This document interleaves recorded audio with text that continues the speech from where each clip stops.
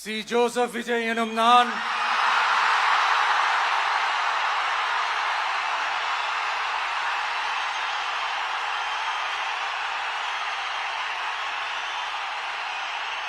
சட்டப்படி அமைக்கப்பெற்ற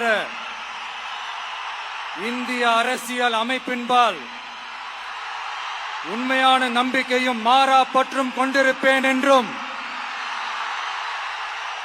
இந்திய நாட்டின் ஒப்பில்லாத முழு முதல் ஆட்சியையும் ஒருமையையும் நிலை நிறுத்துவேன் என்றும் தமிழ்நாட்டு அரசின் முதலமைச்சராக